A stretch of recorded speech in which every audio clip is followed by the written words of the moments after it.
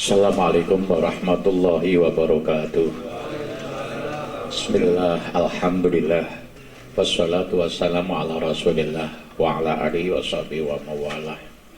Subhanaka la ilma lana illa ma'allamtana innaka antal alimul hakim. Amma ba'du. Segenap jamaah muhasabah Jumat pagi yang insyaallah dimuliakan Allah, mari kita buka acara ini dengan bacaan Ummul Quran Al-Fatihah. Bismillahirrahmanirrahim. Alhamdulillahirabbil alamin arrahmanirrahim maliki yaumiddin. Iyyaka na'budu wa iyyaka nasta'in ihdinas siratal mustaqim siratal ladzina an'amta 'alaihim ghairil maghdubi 'alaihim waladdallin. Amin. Fatihah berikutnya untuk diri kita sendiri dan untuk teman-teman kita yang sakit, mudah-mudahan segera diberi kesembuhan oleh Allah dan semua hajat kita dikabulkan oleh Allah. Al-Fatihah. Bismillahirrahmanirrahim. Alhamdulillahirabbil alamin arrahmanirrahim maliki yaumiddin. Iyyaka na'budu wa iyyaka nasta'in ihdinas siratal mustaqim siratal ladzina an'amta 'alaihim ghairil maghdubi 'alaihim waladdallin. Amin. Fatihah ini luar biasa. Kemakrifatan itu bisa dicapai dengan Fatihah ini. Kalau doa tergantung kita. Al-Fatihah lima beri Allah. Al-Fatihah tergantung yang membacanya. Pagi hari ini akan kita bahas pertama teknik pemberangkatan kita ke Solo. Yang kedua tentang muhasabah Sabtu pagi. Yang ketiga meneruskan kajian kita tentang hati ya. Pemberangkatan kita ke Solo itu tanggalnya adalah 10 Desember, hari Jumat Kliwon. Ini karena rutinitasnya adalah Jumat Kliwon ini. Seatnya bis itu hanya 40. Maka kita prioritaskan jamaah kita sendiri ini. Nanti kalau pulang baru ditambah jamaah yang lain. Maka ini koordinator saya minta ini didaftar dulu sehingga nanti jangan sampai jamaah kita sendiri tidak dapat kursi. Kemudian berangkatnya itu bisa setelah Jumat atau sebelum Jumatan. Perjalanan dari sini ke Solo kalau saya pakai kendaraan saya sendiri itu kurang lebih 3,5 jam. Sampai Ngawi 2,5 jam. Kemudian dari Ngawi ke Solo itu 40 menit. Keluar tol sampai Raudhah itu alimnya Habib Novel itu 20 menit. Jadi 3,5 jam sampai 4 jam. Itu kalau kendaraan saya pribadi. Kalau beli bis ya nanti dihitung aja, nanti koordinator ngitungnya seperti apa. Kalau pengalaman kita waktu ke Pakalungan itu, salah satu kelemahan kita tidak on time. Kita sudah jadwalkan berangkat jam 8, jam 9 baru berangkat. Nah ini kan agak mengkhawatirkan karena pengajian itu dimulai habis sholat isya kurang lebih jam 7. Kalau kita berangkat jam 1 habis Jumatan, kalau 4 jam sih tidak ada masalah, jam 5 maghrib di sana. Kalau bis sampai 6 jam atau 7 jam kan isya baru sampai ke sana. Kalau parkirnya sulit dan sebagainya kan bisa terlambat. Jadi tolong nanti koordinator ini menata. Kalau memang jam 1 ya jam 1 pas. Kalau mau berangkat pagi ya tidak apa-apa, nanti mampir Tawamangu dulu. Ya kan ngiras-ngirus kan tidak apa-apa, bukan tujuan Tawamangu kan mampir, kalau nunggu waktu kan tidak apa-apa, kan sambil menikmati keindahan. Konsekuensinya ya nambah makan 1. Kalau berangkat pagi berarti kan ada makan siang. Kalau berangkat sore kan cukup makan sore saja kan, makannya kan tambah sekali. Itu terserah daripada jamaah ini. Kemudian niatnya ini yang supaya perjalanan kita ini punya makna. Niatnya ini yang kita tata dulu. Yang pertama, kita niat melakukan perintahnya Rasulullah Muhammad Sallallahu Alaihi Wasallam. Perintahnya seperti apa?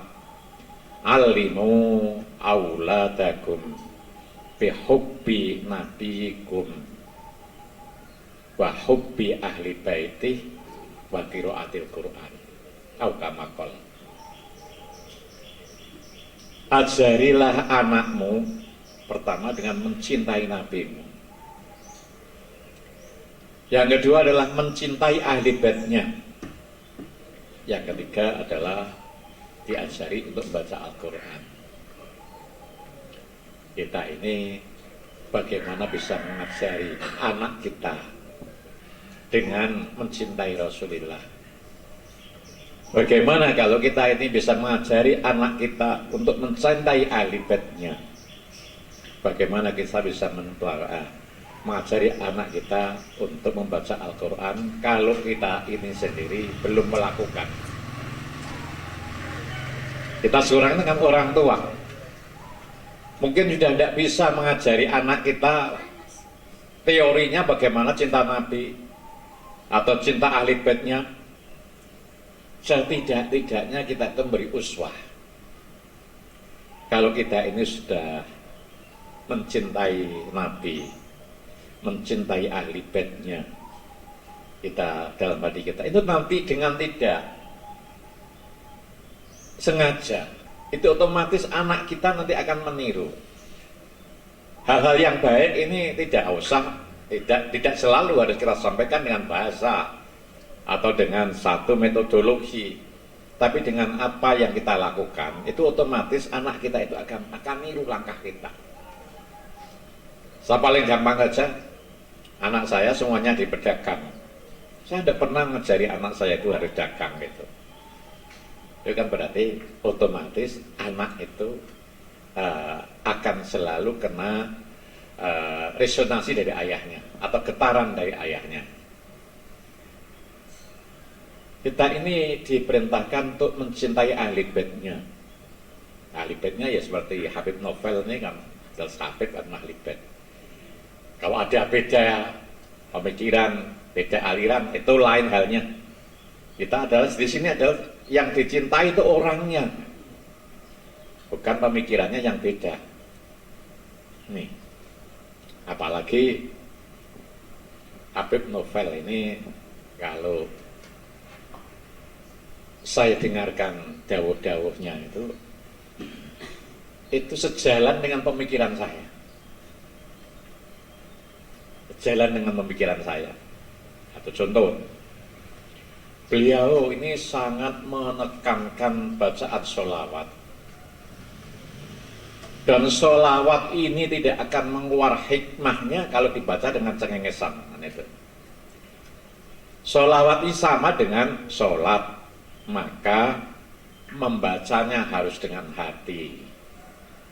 Sholat kan harus dengan hati. Tanpa dengan hati, maka meskipun bacaan sholawat itu dapat pahala, itu hikmahnya tidak keluar.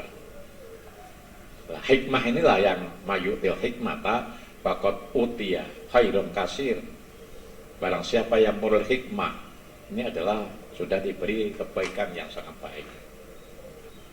Kebaikan yang sangat banyak. Ini nomor satu. Nomor dua yang sering disampaikan itu mengajarkan kita untuk optimis. Ketika kita berdoa, kenapa belum dikabulkan? Kita kurang yakin. Ini kan mengajarkan kita optimis. Mengajarkan kita butuh kepada Allah. Jadi tidak ada segala sesuatu itu bisa kita lakukan dengan otak kita. Kita harus merasa bahwa diri kita ini sangat membutuhkan Allah. Jadi, kalau yang kita harapkan belum mencapai, belum tercapai, itu karena salah satunya penyakit kita ini tidak kurang yakin. Nah, ini bagaimana kita bisa membangun keyakinan ini bahwa yang dijanjikan Allah itu pasti tidak akan Allah itu menyulai janjinya. Jadi mulai sekarang tidak ada lagi kata-kata wis dongo 10 tahun kok urung dijabahi. Itu kan. Ya, kita husnudonnya itu masih disimpan oleh Allah, belum diberikan pada kita, kan itu aja. Nanti kalau diberikan ya pirawin yang itu saja. Dan itu ya kembali lagi apa yang harus dilakukan semuanya harus dengan hati. Yang ketiga di antara sekian pemikirannya itu, dahulukan percaya dulu, baru otak atik dengan akal. Akal nomor 2 kan. Kadang-kadang kan kita ini kok akal kita tidak ketemu. Saya masih ingat ketika saya tahun 2011 dipanggil oleh Kiai untuk maju menjadi bupati, itu akal saya sangat menolak. Akal saya menolak. Kenapa? Saya itu paling benci mulai orang yang mengajukan dirinya untuk maju menjadi kepala desa, saya benci. Wong kok nawak-nawakno apik awake dhewe, pokoke apik-apik kok. Dan saya sangat benci dengan gambar dipasang di jalan-jalan. Wong kok mamerno awake. Ini kan sangat bertentangan dengan otak saya. Tapi ketika saya kembali, idza ta'arradul amru wal adab, qutimal adab. Kalau ada satu perintah yang bertentangan dengan tata krama, maka dahulukanlah tata krama. Perintahnya apa? Perintahnya kita ini kan suruh tawadhu. Perintahnya kita ini kan suruh ikhlas. Kok kita ini memasang gambar pilihlah aku dan menjanjikan inilah maju untuk melayani. Lah kok iso? Oleh iso iki kondi. Wong mau iso nglayani iku ya juga dari kehendak Allah. Ini kan bertentangan dengan otak saya. Dalam kondisi seperti ini, maka kedepankanlah percaya dulu. Perintah kiai ini adalah satu kewajiban. Ini yang saya maksudkan dalam sesuatu yang bertentangan. Ini maka yang harus didahulukan adalah tinggalkan akal kita. Dan selama hidup saya merasakan konsep saya itu tidak ada 1% yang bisa terapkan. Tapi selalu dipilihkan Allah yang terbaik. Dari sekian otak saya itu. Ini yang saya, apa yang disampaikan Habib Novel, bolak-balik, tinggalkan akal, tinggalkan akal. Bukan berarti tinggalkan akal kita dia boleh berpikir. Berpikir kita ini adalah sejalan dengan yang disabdakan beliau Rasulullah SAW. Ikmal, fa'malu, fakulun, muyassarun, lima hulikolah. Yang penting berkaryalah, kamu akan dimudahkan sesuai nanti yang ditakdirkan oleh Allah. Jadi mau melihara ikan chopper, mau melihara ikan layar, mau nanam pisang, itu adalah sudah fakmalu. Nanti hasilnya apa? Akan dimudahkan oleh Allah. Kalau sudah masuk di situ, nanti kalau pedagang itu pemikirannya langsung diberi pemikiran oleh Allah untuk mengembangkan itu. Yang penting kita ini melangkah dulu. Jangan bukan berarti kita meninggalkan akal kemudian sama sekali tidak begitu. Tapi ini yang harus kita yakini. Kalau kita sudah berbuat, belum tentu hasil yang kita peroleh sesuai apa yang kita perbuat. Tapi nanti akan dituntun oleh Allah. Tapi masih ingat kemarin kuncinya apa? Kuncinya alladzina jahadu fina, itu ya. Lana hadiani usubulana itu. Tapi semuanya itu harus muaranya ikhlas karena Allah. Kemudian ada lagi harik yadaka yu'tika rizqa. Gerakkanlah tanganmu, maka akan ditegakkan oleh Allah rezekinya. Ada lagi yaitu inna rizqa yadlubul abda kama yadlubul ajaluh. Sesungguhnya rezeki itu adalah mengejar hamba, seperti ajal mengejar kita. Yaitu kalau dipikirkan betul, kerja siang malam belum tentu menjadi orang kaya. Tapi ya bagaimana kita ini bisa dikejar harta tadi? Pak malu fakulun muyassarun lima bilakillah. Ada lagi dahulunya Habib Novel yang saya tertarik sekali. Hidup kok merasa berat. Karena salahmu, hidup itu bukan untuk kau pikul, katanya gitu. Kalau hidup kamu pikul ya akan merasa berat. Siapa yang bisa, yang mampu memikul kehidupan ini? Ini kan pas gitu.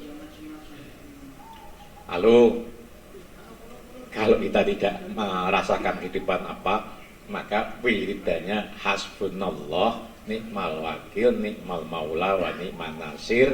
Kalau punya hajat khusus, ayat 176 Ali Imran itu dibaca habis itu. Udah ya, kemarin itu. Bacanya itu setelah sholat hajat. Jadi kalau punya hajat, jawaka kan gitu katanya Habib. Ketika kita bertemu itu. Ya seperti orang nyiteng mau nembak itu ya. Itu kan harus satu aja kan gitu. Kalau nanti ada hajat lain ya berikutnya coba bareng-bareng. Nanti nembak itu kan tidak pas. Itu logikanya kan begitu. Tapi itu adalah salah satu kunci kita bisa khusyuk. Kunci kita bisa punya hajat. Kemudian niat yang kedua. Kita masih ingat kun ma'allah fa'illam takun ma'allah ma'aman ma'allah fasuluka ilallah. Selalulah kamu dengan Allah. Kalau belum bisa dengan Allah, maka dengan orang yang bersama dengan Allah, maka kamu akan ketemu Allah.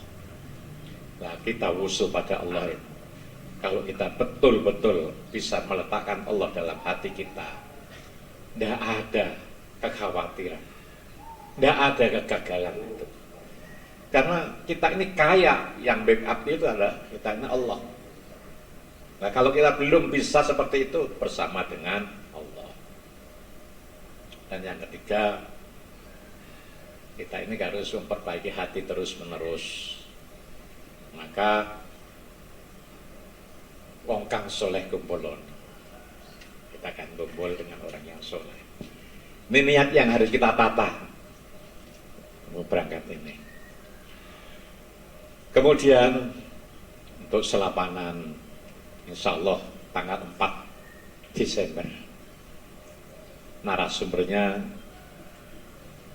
alternatifnya nomor 1 Gus Wahab. Kalau Gus Wahab tidak bisa, alternatifnya Gus Holik. Ya sama-sama hafidnya, sama-sama sufinya. Gus Holik Mbak Barasu juga hafid, dan beliau juga pengamal thariqah, dan sekaligus akhlaknya juga akhlak al-hikam itu. Saya minta nanti ini menjadi tuan rumah yang bagus sekali, bisa ikromu tuyub seperti Habib Tofel itu ya. Maka perjalanan kita nanti ini sekaligus mempelajari seperti apa kira-kira iktoyub tusubnya Habib Tofel di jamaah yang umum itu. Kalau yang jamaah khusus kan sudah kita bahas kemarin itu. Kita ketemu langsung, belum apa-apa sudah jajan keluar semua, pulang masih dahar, habis dahar masih didongani. Nah ini nanti saya minta nanti ini semua jamaah kita jadi panitia. Maka yang sudah punya rompi itu adalah identitas khusus. Itu yang menciptakan tulisan rompi ini Pak Etom. Jadi saya minta Pak Tom tulis tulisan sing belum umum Pak Tom, akan gitu. Tapi punya makna sesuai pemikiran saya. Pak Tom kan lama bergaul dengan saya, tahu pemikiran saya. Bahkan Pak Tom itu kan juga punya sejarah di acara muhasabah Sabtu pagi seperti ini.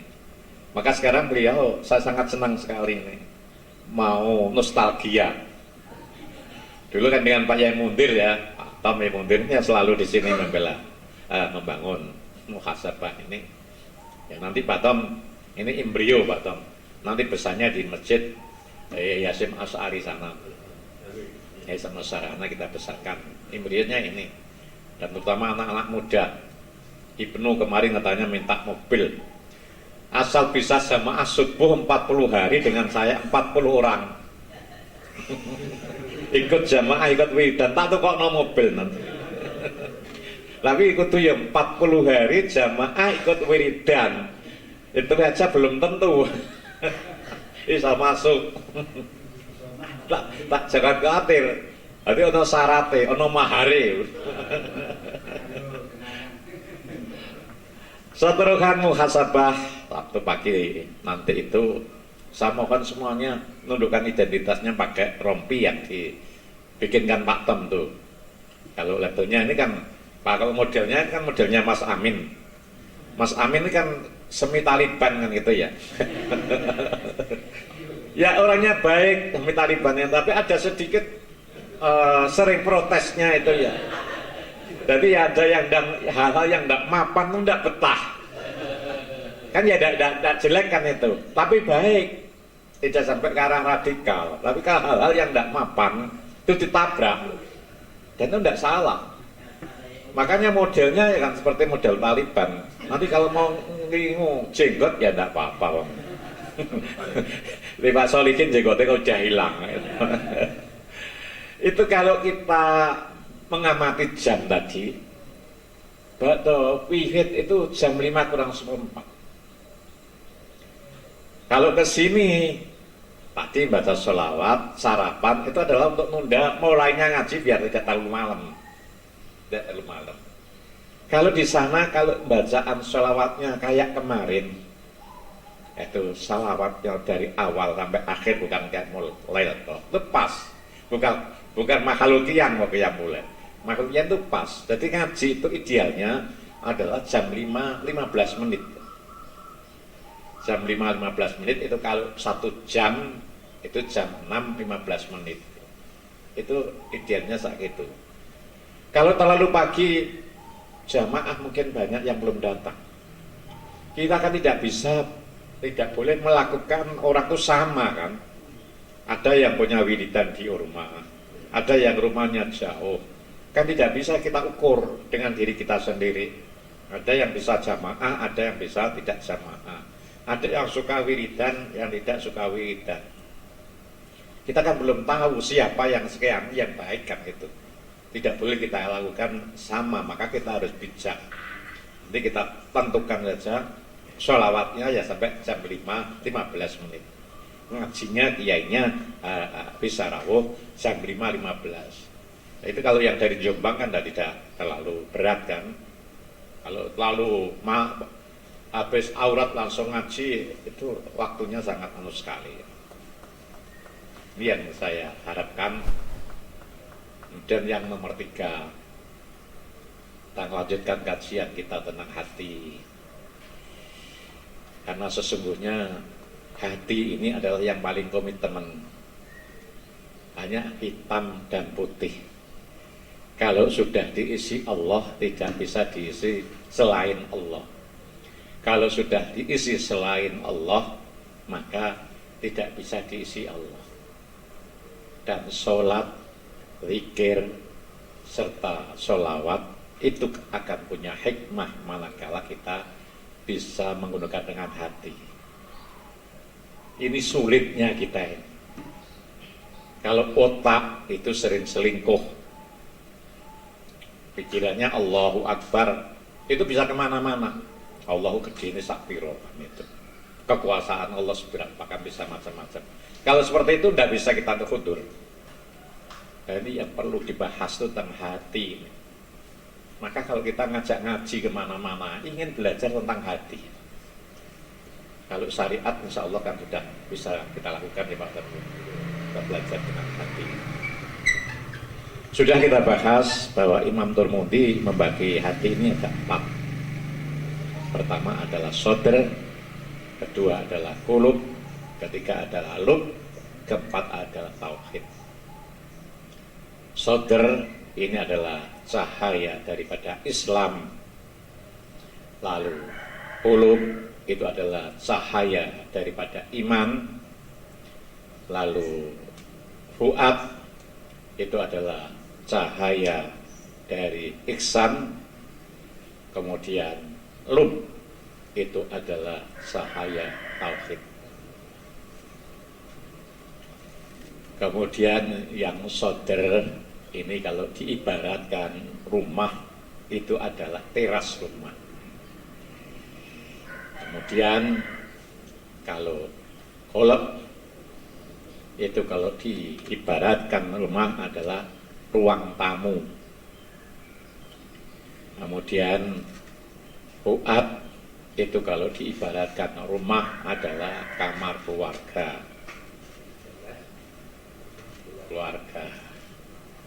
Kalau lub itu kalau diibaratkan rumah itu adalah brankas.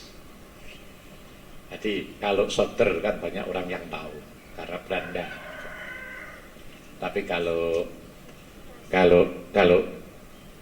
kolab ini adalah ruang tamu yang sudah dekat tahu. Kira-kira ya, Pak Tom dengan saya kan sudah tahu rumah.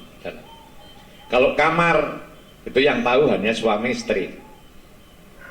Tapi kalau sudah masuk ke brankas itu yang tahu pribadinya. Saya tidak bisa buka brangasnya ibu itu, meskipun ada dalam satu kamar. Kemudian sodr tadi, beranda rumah tadi atau halaman rumah itu bisa indah. Pertama harus kita hiasi dengan kasih sayang. Yang ini sudah kita bahas 2 pertemuan kasih sayang panjang lebar. Bahkan peringatan Maulid kemarin itu, sepanjang bulan Maulid, ini adalah kita bahas tentang betapa kasih sayang yang ditanamkan oleh beliau Rasulullah Shallallahu Alaihi Wasallam. Kemudian yang kedua, halaman rumah ini supaya indah, kita tanami apa? Kita tanami dengan sifat kejujuran. Jujur ini adalah kunci dari kesuksesan. Dengan kejujuran inilah orang itu punya karisma. Dengan kejujuran inilah orang itu punya power yang luar biasa. Kita masih ingat bahwa salah satu sifat beliau Rasulullah adalah amanah. Amanah itu jujur. Sahabat tanya kepada Rasulullah, wahai Rasul, apakah seorang mukmin, seorang muslim ada kemungkinan untuk mencuri? Maka dijawab Rasulullah, masih ada kemungkinan untuk mencuri. Apakah seorang mukmin masih ada kemungkinan punya sifat sombong? Dijawab oleh Rasulullah, masih ada kemungkinan. Kemudian di antara sekian pertanyaan yang mereka itu tanya ini, apakah seorang mukmin masih ada kemungkinan untuk tidak jujur? Jawab Rasulullah, seorang mukmin tidak mungkin punya sifat tidak jujur. Apa pengertiannya nih Pak Imam? Apa bisa diambil mafhum mukhalafahnya Pak Tom? Bahwa sesungguhnya orang yang tidak jujur, tidak amanah, itu tidak mukmin. Karena mukmin dengan amanah ini kan, amanah ini kan sejalan kan. Mukmin itu dipercaya, amanah itu adalah ya dipercaya. Disinilah pentingnya jujur itu. Kita masih ingat bagaimana Sultanul Aulia Sayyidul Jilani punya kekuatan semua perampok masuk Islam.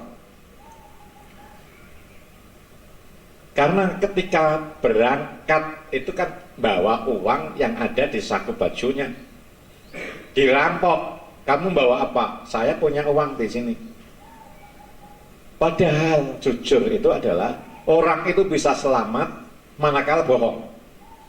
Ini Syekhul Jailani tidak mau bohong, tidak mau bohong, masih menunjukkan ini punya power yang luar biasa. Akhirnya perampok itu semuanya taslim, masuk Islam semua. Itu mulai dari kecil sudah seperti itu. Itu salah satu sifat kejutan